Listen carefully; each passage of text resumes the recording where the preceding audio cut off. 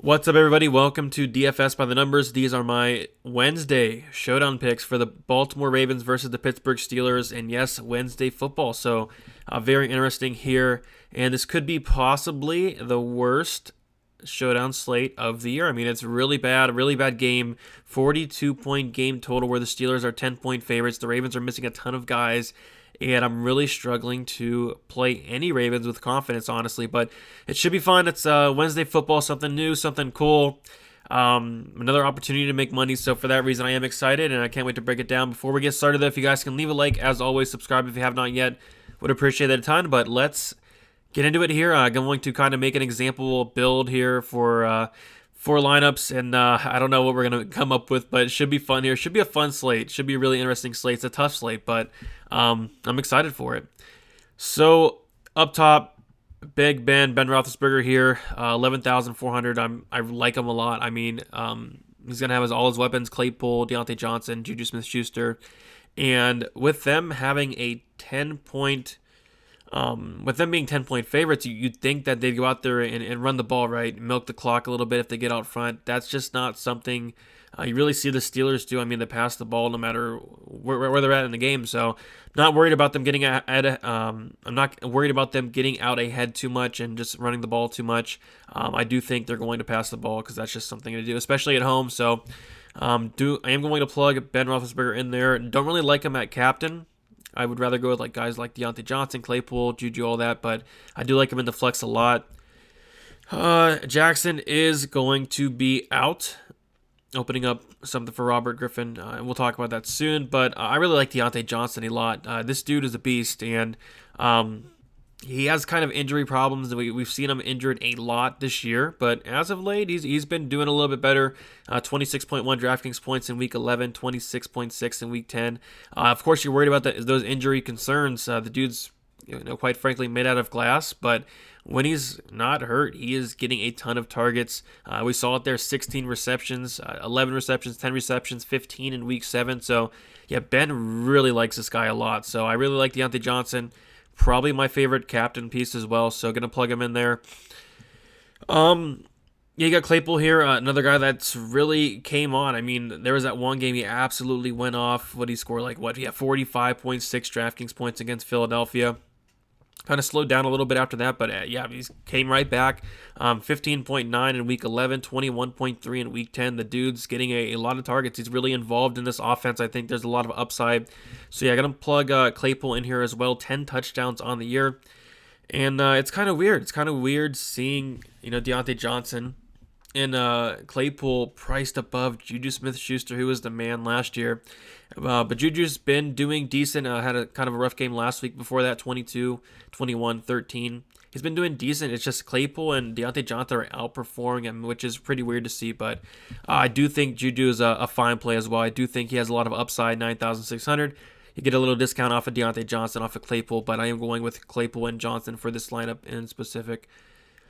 Going down a little bit, Snell Jr. I mean, yeah, they're 10-point favorites. Maybe they do get out ahead. They start running the ball a little bit more. Maybe Benny Snell can definitely catch some passes as well. Hasn't been used that much this year, of course, because of James Conner and all that, but maybe he catches a couple passes. 8,800 is a lot for Benny Snell, but of course there could be some touchdown upside. Not in love with the play, but I do think he's going to get a majority of the volume. For that reason, I think he's fine on a showdown slate. Like I said, a lot of these plays are extremely ugly because this game's extremely ugly. But I do think with the volume, it's worth playing Benny Snell at this price. Not the prettiest play in the world, but there really isn't much. Going down a little bit, James Conner, of course, he's going to be out, giving Benny Snell more opportunity there. Robert Griffin III, I don't know. I'm not overly interested in this play, honestly. Going against a tough Pittsburgh defense, the Ravens' offense in general has not gotten anything really going, even with Lamar Jackson. So I don't know what makes me think that Robert Griffin III can really change anything around. I really struggle to play a Raven with confidence. I really struggle for paying $8,400 for Robert Griffin III, and I know it's crazy because for a quarterback, that's really cheap there, and maybe he does have some rushing yard upside. But it's just hard to see the Ravens really get anything going this week. So I'll have some Robert Griffin, but I'm not overly interested in it. Steelers defense, typically, I'd say that price is too big there. I'd say 7,800 for a defense, but man, with a 42-point game total, with a Ravens offense that is missing a ton of players, I think it's warranted to play a Steelers defense. That's really good. So I think if you want to go the Steelers defense, you can. Averaging 11 DraftKings points per week, I think it's fine. I think it'll be popular. Dobbins.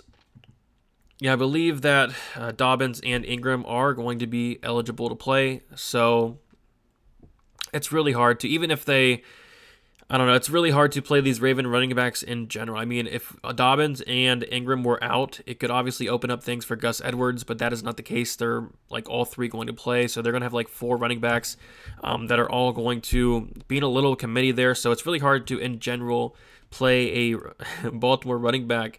And then plus you're adding on a tough matchup against the Steelers, plus you're adding on no Lamar Jackson. So it's really hard to see this offense doing much. So it's really hard to, it's actually impossible to be confident in playing a Dobbins at 7,200. Mark Andrews is going to be out. Eric Ebron, somebody I'm definitely looking at, 6,600. I do think, he's warranted to play in a lineup. 9.4 DraftKings points on average, 13.6 at week 11, 5.8, 11.2. So I do think he has some decent upside and has some touchdown upside, 4 touchdowns on the year. I think Ebron at 6,600 is not a bad look. Gus Edwards, like I said, like you're going to have Dobbins there. You're going to have Mark Ingram. Really hard to get excited about playing Gus Edwards. Other than that, Marquise Brown, again, like no Lamar Jackson. I think that hurts him a ton. And even when Lamar Jackson's playing, like he's not doing anything. So it's hard to get excited about playing Marquise Brown. Complete opposite of last year when he was a really exciting player. He hasn't done much this year. Only averaging 9 DraftKings points per week. So still waiting to find a Raven to put in the lineup. Snead is going to be out. Of course, Ingram's going to be playing, but again, he's going to be sharing snaps with other running backs. Tough matchup. Don't really want to go there. Des Bryant, again, no Lamar Jackson. Did come in week 11, 5 targets, 4 receptions, 6.8 DraftKings points. Tough Steelers matchup. No Lamar Jackson. It's really hard to play these. It's really hard to play this Ravens offense. This is such a tough slate. The kickers are really interesting. I actually like Boswell quite a bit, 4,000. I do think he has some upside there, averaging 8.7 DraftKings points per week, 11 DraftKings points in week 11, 14 in week 10. I think this should be a really low-scoring slate. I think kickers are definitely in play. Not so much Tucker. I know Tucker's a really good kicker. Maybe they can get it. Maybe they can move the ball, kick a field goal. I don't know. Really more on the Boswell side, especially with them being 10-point favorites.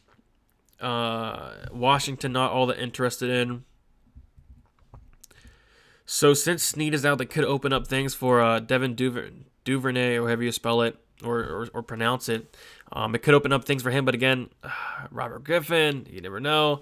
Tough matchup. I think this is somebody I could definitely go to. Just at the price is going to be really cheap. But again, like he hasn't done much this year. No Snead's going to help him out a little bit, but I guess they're going to be behind most of this game, according to the odds, and just in general, they should be coming from behind. So I guess it could help out Duvernay, but not the prettiest play in the world. But I think it's fine. I think Duvernay's okay. Ravens defense, I guess it's going to be a low-scoring game. I guess the Ravens defense are okay at 3,000. I think McFarland's really interesting here. It's 2,600. He's going to be the backup to Snell. Should get some run here. Should get some pass-catching ability for McFarland as well. So the pass-catching upside should be there. Maybe they get up out ahead, take out Snell. Maybe McFarland does get some run. I am expecting McFarland to see some type of workload in this. So I think McFarland's actually okay at 2,600. So gonna plug him in. And then other than that, like it just gets even uglier. Luke Wilson, I think he's questionable, may not play. Justice Hill, Boykin. Like there's nothing. I guess the one thing you can go to, especially if Luke Wilson isn't playing, like I know it's ugly. Eric Tomlinson, $200. He may be like the only eligible tight end on DraftKings that's going to be playing this week, especially if Wilson is out. Tomlinson at 200, really just get a catcher or even don't do anything. I mean, just fill the lineup with a Raven so you're able to complete a lineup. Eric Tomlinson, it's something you could do. But Eric Tomlinson, Duvernay, other than that, it's really hard to find a Raven. Maybe Ravens defense. But yeah, this slate's going to be interesting. It really is going to be interesting. Struggle going up and paying money for Robert Griffin III. I know it's a quarterback, but yeah, so this is what we came up with. Deontay Johnson at captain, which I really do like that. I think you should be captain, either Claypool at captain, Deontay Johnson, or Juju Smith-Schuster are probably my 3 favorite options for captain. Steelers defense at captain is something interesting to do. After that, Ben Roethlisberger, I think Roethlisberger is probably a must. I mean, he's going to throw the ball a ton no matter how far ahead they get on the Ravens. Chase Claypool, somebody that's been fantastic. I think you can go with Juju as well. Benny Snell, which is fine. He is really expensive, but he should get a majority of the touches. Should see a lot of volume. They're going to be out ahead. Maybe they run the ball a little bit more. I think Benny Snell's okay. Touchdown upside, I'd say.